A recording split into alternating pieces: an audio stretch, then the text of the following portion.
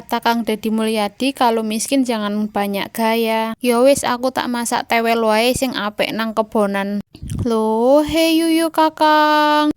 Wis jangan opo dino iki ayo. Nek aku ya rencanane arep jangan kie tewel utawa gori nangon kowe-kowe padha apa jenenge ayo. Semoga ora dilanda mager tadi jangane ben mateng engko sore. Susah jangan gori apik dhewek ki ngene, ngocekine kebok polo, tapi kok ya efforte aku kok seneng nek ngoceki dhewe, rasane kaya luwih piye ngono. Nek tuku nang tukang sayur ki ono kocekan, tapi kok ya kurang akeh. Aku kesel nek jangan gori ora akeh. Nek apik dhewe kan akeh sak glondong kabehno kanggo iso dimamrong dino. Ingin kaya suhu iso ngedite, di efek suara, diketok-ketok, di suara asli, tapi aku kok ya ora iso dadi yo ngene wae lah videone. Jane kan nek iso nganggo suara asli kuwi kaya wong ngamuk nek lagi ngrajangi gori.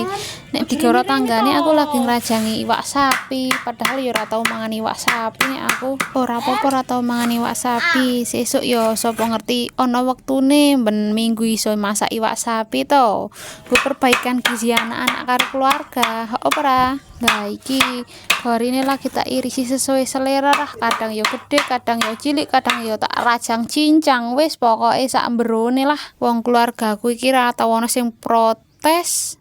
Ono jangan ya dimangan. Ki gori iki arep rencana tak nei lombok gede sedidik ben ono abang-abang. Anak ya padha melu mangan, dadi aku ora kesel masak 2 kali. Jane iki nang behindes sekene aku wis ngorepke tungku, wis nggodhog banyu ben kok nek gori wis rampung tak cacah ya langsung tak rebus dadi cepet mateng. Tapi nang tungkune ora melu tak syuting soalnya tungkune nang kandang akeh tembeleke dadi males. Ya wis ra apa-apa jalani dhisik, sapa ngerti sesuk iso bangun dapur impian, dapur legend nganggo tungku tapi ya keren kaya para suhu-suhu ya toh. Lah nang kene aku lali ora record juga gawe bumbune. Aku nganggo bumbu komplit, tumbar, brambang, bawang, kemiri, bawang merah, bawang putih, kencur, kunir, jahe, pokoke cemplung-cemplungno kabeh lah bumbu aromatike. Kabeh mau tak ulek ngasih alus lah. Ngerti wis dadi tak osang-aseh ngasih mateng tenan.